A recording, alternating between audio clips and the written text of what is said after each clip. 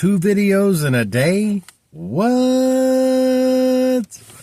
Hey guys, welcome back. I figure I'd go ahead and throw out another one here since we're doing this today. We got, let's talk about some Alabama football, some college football. Let's do that. I may do another one later with the Philly.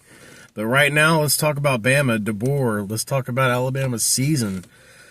Man, I'd love to hear you guys, your thoughts. Leave your comments down below about how you thought Bama did this year with Kalen DeBoer's first year as a coach. And I'm going to tell you what, I'm exactly opposite of what I felt like. Going in, when he got hired, I was very optimistic. I saw what he did in his past, especially at Washington. I wasn't like most people. Most people were, can he recruit in the SEC, this, that, and the other. I was very optimistic. I thought he'd come in and, do well. And he just hadn't. This year it was a struggle. I think he's a people pleaser. That's the best word I think I could use for him. He's a people pleaser. He likes to make everybody happy. And I think that may have been his biggest downfall this year. I don't agree with a lot of things that happened. I don't necessarily believe that he made the right decisions, and a lot. Milrose should have been. When you got a guy in, and look, man, Milrose a whole nother story. People are not going to like my opinions on the Milrose situation. I love Milroe. I think he's a great kid. He's a fantastic athlete. I wish him well in the NFL. Just hope he does. I hope he stays out of the NFC East. I don't want any part of him in my division because I don't want to play against him. He's that good. But I don't think. I just don't think it was handled well this year. Not just the Milroe thing, but a lot of different situations that we had upon us in Alabama this year. And we've lost a lot to the transfer portal. But Kalen DeBoer, in my opinion, I'm not ready to throw him out. I'm not ready to send him packing yet. And I said going into this year that no matter what happens, I won't say that at the end of the year. And I'm not there. I am concerned going into the next season. I do think that he's got a lot of work to do. Now Brian Grubb has been fired from Seattle Seahawks. So I'm anxious to see what happens with him. Sure would like to get him back and have him join us next year at Alabama as the OC because Sheridan is hot garbage. Do not like him. I didn't know much about him. I saw a YouTube video from Kangaroo Black the other day that mentioned that he was fired after 1 year from 2 other jobs. So I did not know, and I still have not looked that up to make sure that's fact, but I'm not surprised. He's not a good coordinator. And apparently one of those jobs he was quarterback coach from what I heard. So, but I'm not surprised at that. Sheridan is not the guy. He's not him. That is for sure. But I also know when you got Milroe as your quarterback, your hands are kind of tied. Because Milroe is not a quarterback. He's not. He's a phenomenal athlete and the best athlete on the field. But that doesn't make him a quarterback. And that was my biggest thing with him going in, again, coming in this season. The minute Kalen DeBoer got hired last year, my first thought was, okay, who's the quarterback? And everybody was like, all of a sudden, just Milroe. No, wait a minute, no. I don't think you should just hand the reins over to Milroe again because he was there the year before and say, go. No, I don't think that should have been a thing. I think there should have been a competition. But I think that being that Kalen DeBoer is a people pleaser, I feel like he didn't want to piss the fans off at Alabama. Didn't want to piss the boosters off because I think that Milroe is loved by everyone at Alabama. Because he is a phenomenal person. He is. He's a great guy. And he's one heck of an athlete. So I do believe that a lot of people had influence in that situation. And with the NIL and the way everything goes, one thing that Saban didn't put up with was boosters telling him what to do. Do you honestly believe that Kalen DeBoer, being the people pleaser he is, isn't being influenced by boosters? I believe he is. Heavily. And that doesn't get said. Ever. Nobody ever talks about that. Saban didn't do it. Saban had complete control of that program. And we're going to have to just get to we're just going to have to know and understand that those days are over. And Saban had to change a lot of things the minute he stepped foot in the door.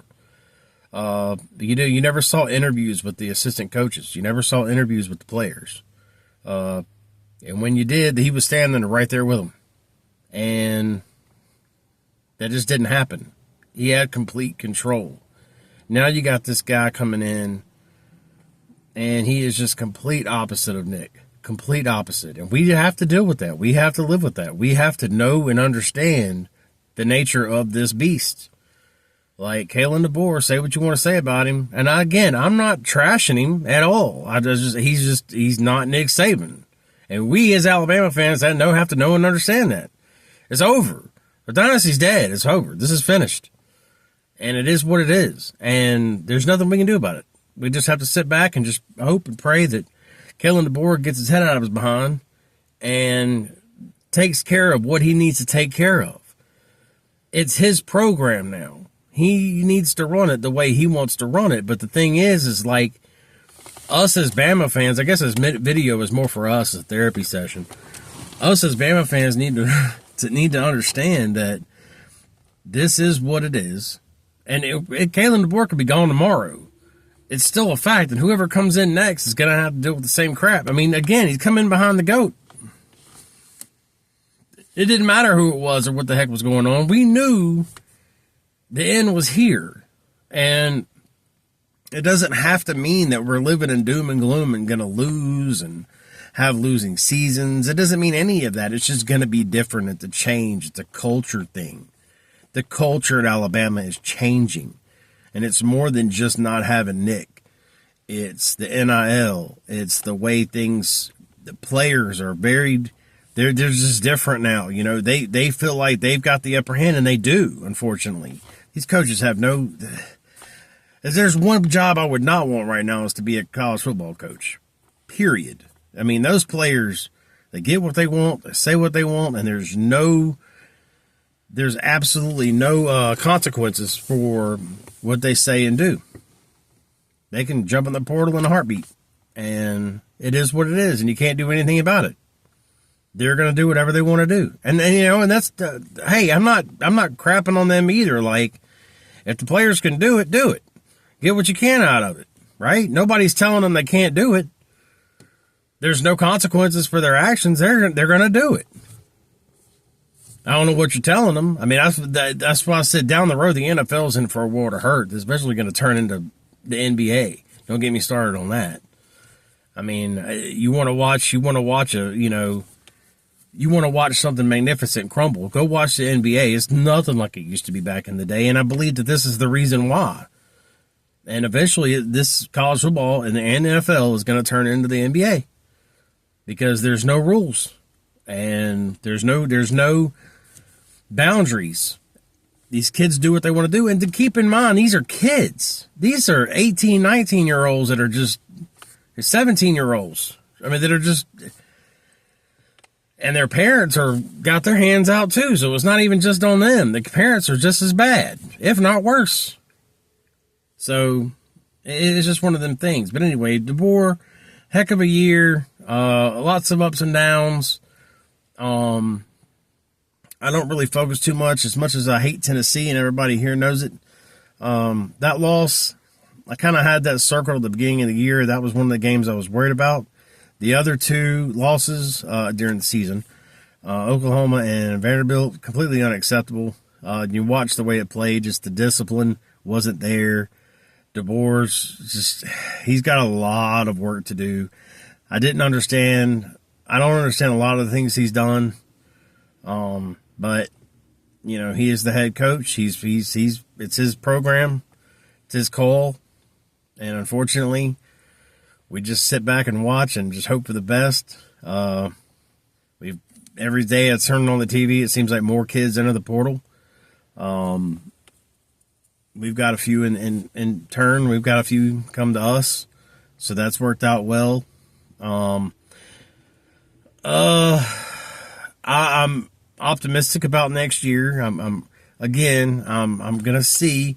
I want to see this. I want to see what happens to Brian Grubb. I want to see what other coaching changes are made between now and spring. I'm excited about the recruiting class we had come in. Very good recruit. Keelan Russell is going to be great. I love watching his highlights.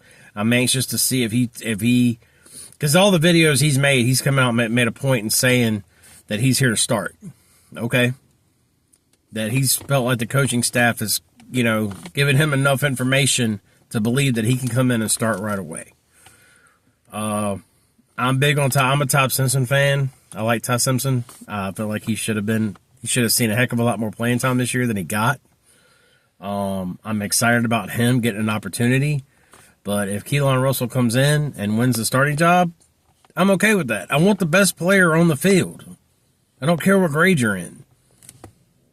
Where'd I get that from? Oh, the last coach that was here. It's not about what grade you're in. It's about, and that was another thing, like with Milroe. Like Milroe, I think DeBoer, invested in Milroe because Milroe saved a lot. Milroe had a lot to do with players coming back last year after Saban left. And I kind of feel like he owed Milroe for staying and keeping everybody here. The kids that stayed. I feel like he had a big part in that. And I feel like maybe that's why DeBoer just never took Milroe out, or I don't know, made a change. I'm still trying to I try to put that together. No, he's never going to say. He's never going to tell us. And that's fine. It's not our business. Again, we're fans. What do we know? I sit on my couch and play quarterback coach. It's what I do. It's what I do, Bo. It's what I do. But anyway, I think that's it. I'm optimistic about next year. I think, obviously, I don't know anything. I'm waiting for spring to get here. We're in January, so not a whole lot to talk about right now in terms of next year, but I am excited about the recruiting class that we got. I'm good with the recruits that we've got in. I'm good with the players that we have got from the portal. I do feel like we got some good pieces there. And I just, going in the next year, I'm looking forward to it. I look around, our conference is harder. It was a down year for the SEC, in my opinion. I don't think there was, we've still got a championship game to go. There's still 4 teams left in the playoffs for this year. Texas is the only one left. Not pulling for them. Don't care to watch any either. I'm going to watch these games, but I'm not necessarily pulling for anybody. I know the quarterback for Notre Dame actually went to Fairhope High School, so I'll probably be pulling for him. I can't believe I'm going to pull for the Irish, but that's really the only thing I got left. But I don't want to say I'm pulling for him, but why not? He's from the area, so I'll pull for him. I hope he does well. I don't know if I'll pull for his team, but I'll pull for him. But I guess that's going to be it for this video. I'll come back later with an Eagles video. Maybe, if not, maybe tomorrow I'll do an Eagles video. But I appreciate you guys tuning in. Hit the like button. Subscribe to the channel if you're not subscribed. And y'all have a blessed day.